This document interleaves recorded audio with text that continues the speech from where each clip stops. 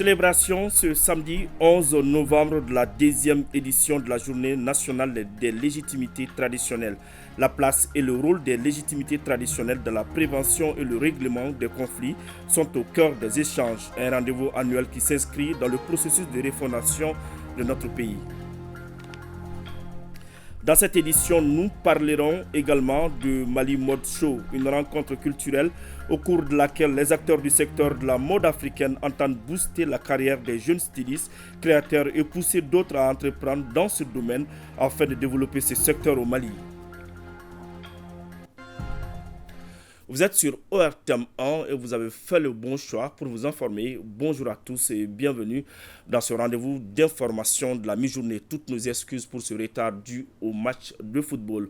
Notre pays célèbre aujourd'hui 11 novembre la journée consacrée aux légitimités traditionnelles. L'événement est célébré cette année autour du thème place et rôle des légitimités traditionnelles dans la prévention et le règlement des conflits. Le représentant du président de la transition à cette cérémonie, le colonel Abdoulaye Maïga, a déclaré que cette journée s'inscrit dans le processus de refondation entamé dans notre pays sur l'initiative du colonel Assimi Goïta. Nous vous proposons d'écouter un extrait de l'intervention du porte-parole du gouvernement au micro de Mamadi Kone.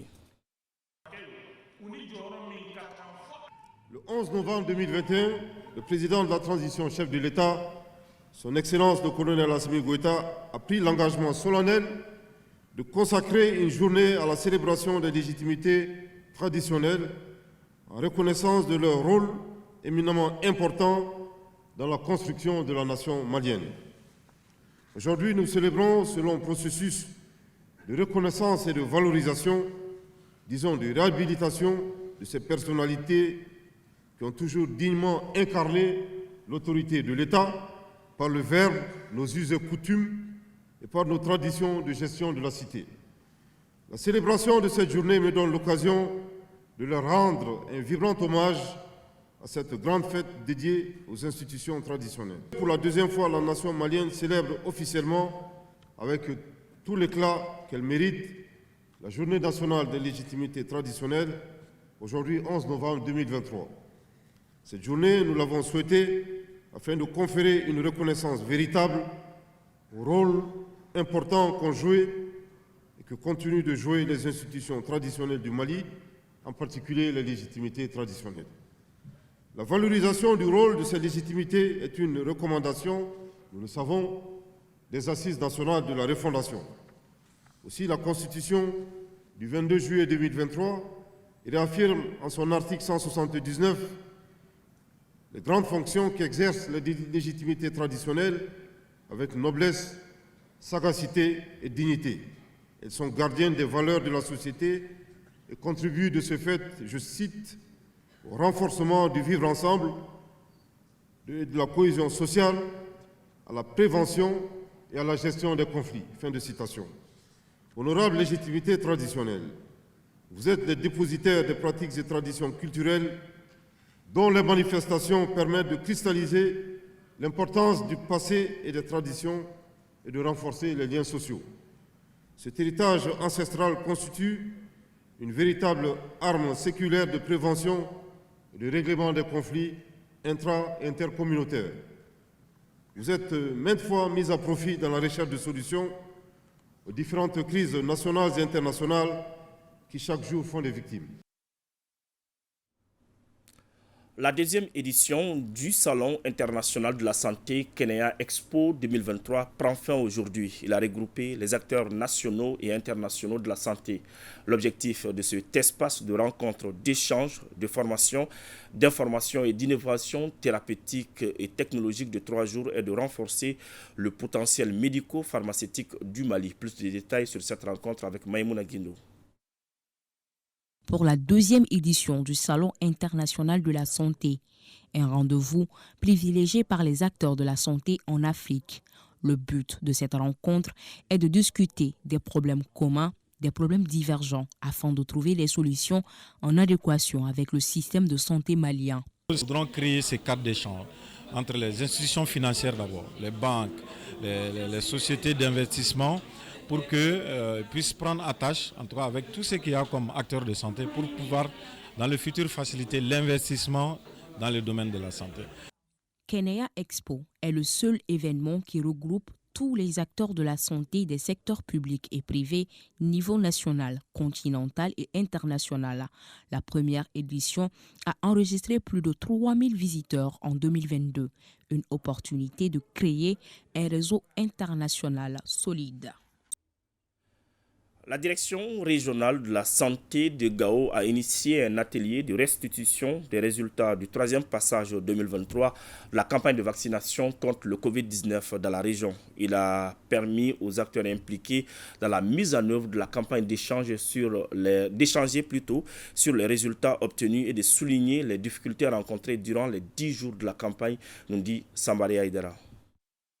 Cet atelier de restitution des résultats du 3e passage 2023 de la campagne de vaccination contre la COVID-19 dans la région de Gao est initié par la Direction régionale de la santé et ses partenaires, notamment l'IS Aïdemir. Il s'agit pour les organisateurs de partager avec les acteurs impliqués les résultats engrangés et les difficultés rencontrées. Nous devrons vacciner 55 000 personnes, mais nous sommes à 22 486 vaccinés pour ce passage. Et pendant ce passage, c'est essentiellement le vaccin Johnson & Johnson qu'on a utilisé. Cette session, pour nous, sera un lieu de partage d'expériences et de coordination afin de prendre des engagements. Les autorités régionales ont salué et encouragé tous ceux et celles qui ont joué un rôle prépondérant dans l'atteinte de ces résultats. C'est le lieu pour moi de remercier les services socio-sanitaires ainsi que les partenaires techniques et financiers pour l'effort consenti dans la lutte contre la maladie à coronavirus. Notons que ce 3e passage 2023 de la campagne de vaccination contre la COVID-19 dans la région de Gao est soutenu financièrement par la Banque mondiale, l'OMS et l'UNICEF. Le représentant résident de l'UNICEF au Mali a effectué du 30 au 31 octobre dernier une visite de 2 jours à Kayes. Objectif, prendre contact avec l'ensemble des partenaires d'exécution et d'échanger sur la mise en œuvre du programme de coopération Mali-UNICEF dans la région de Kayes. Une visite suivie par nos reporters Balkissa Sadibou Chérif Aïdara et Lassana Keita. Après l'audience avec le gouverneur, ce fut respectivement la rencontre avec les membres du comité régional de coordination du programme de coopération Mali-UNICEF et la visite de terrain pour voir quelques réalisations de l'organisation internationale dans la région de Kayes, précisément à l'école de Papara et au CESCOM de Diala. Sur place, le représentant résident de l'UNICEF au Mali a assisté à des témoignages de différents bénéficiaires. C'est grâce à l'UNICEF que nos enfants ont de l'eau potable, des latrines et un environnement sain aujourd'hui. C'est aussi grâce à l'UNICEF qu'ils n'apprennent plus à même le sol. Le programme d'hygiène, eau et assainissement de l'ONG a permis de réduire les cas de maladies de nos enfants.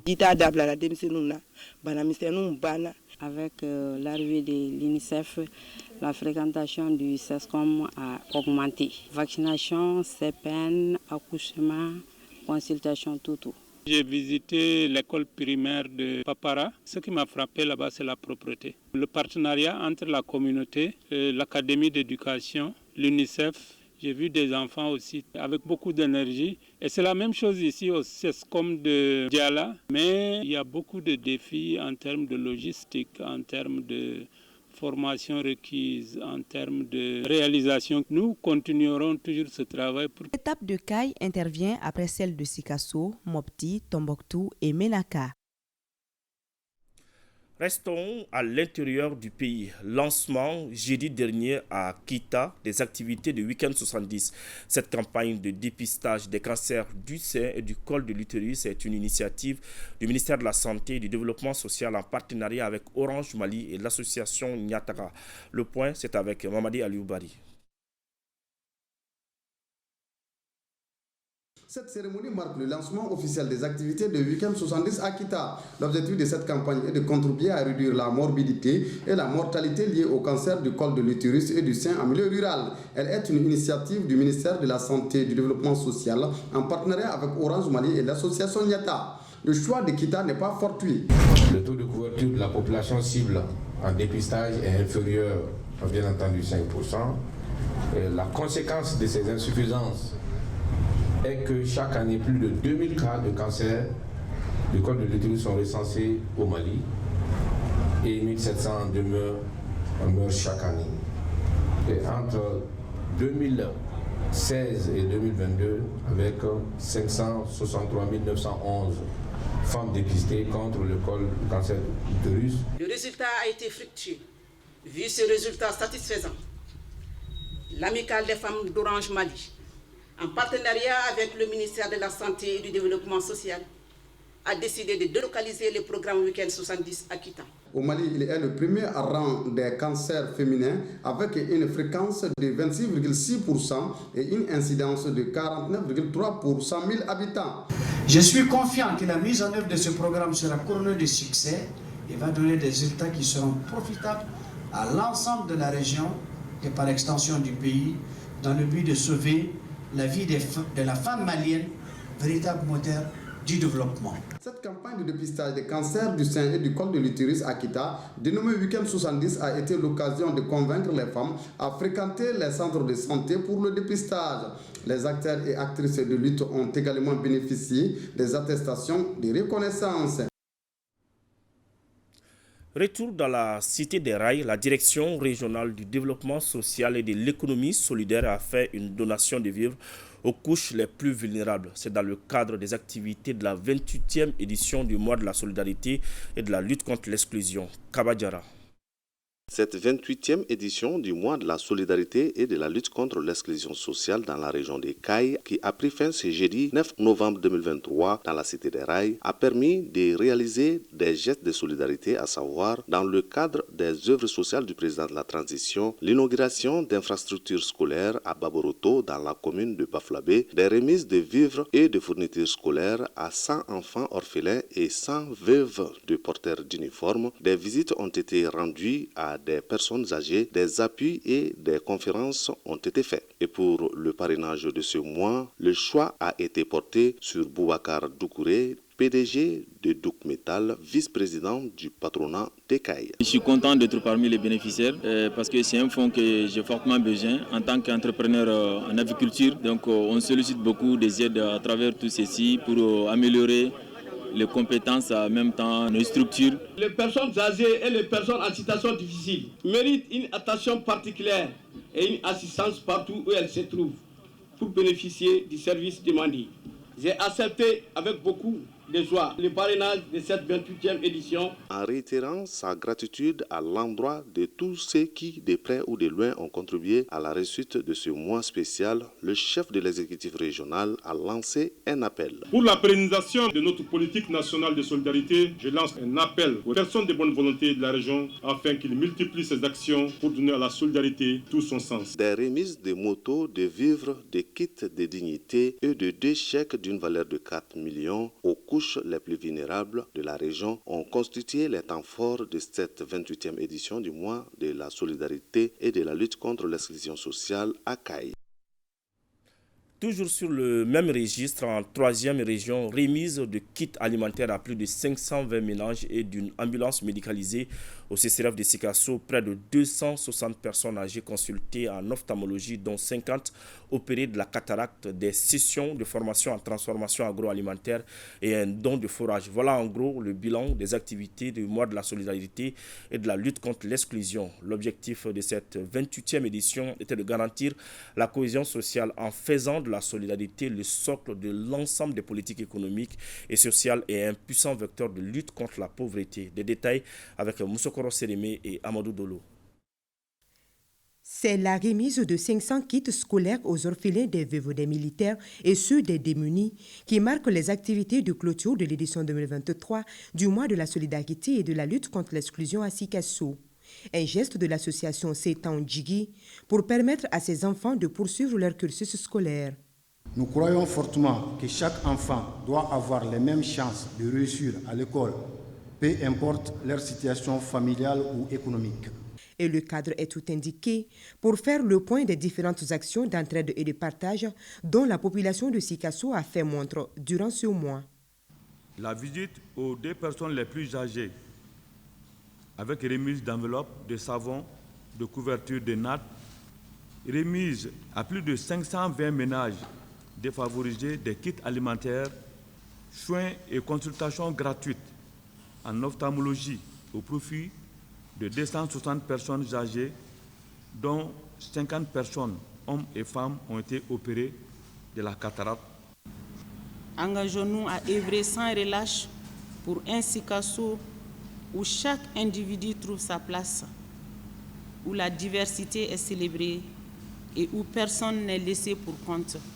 Autre action de solidarité a versé dans le registre de ce mois 28e édition la formation d'une trentaine de jeunes en artisanat et en transformation agroalimentaire, le don de fourrage au gouvernorat de Sikasso et d'un important lot de fournitures scolaires offerts aux enfants des handicapés par les collectivités, les parrains et marraines des 4 semaines thématiques.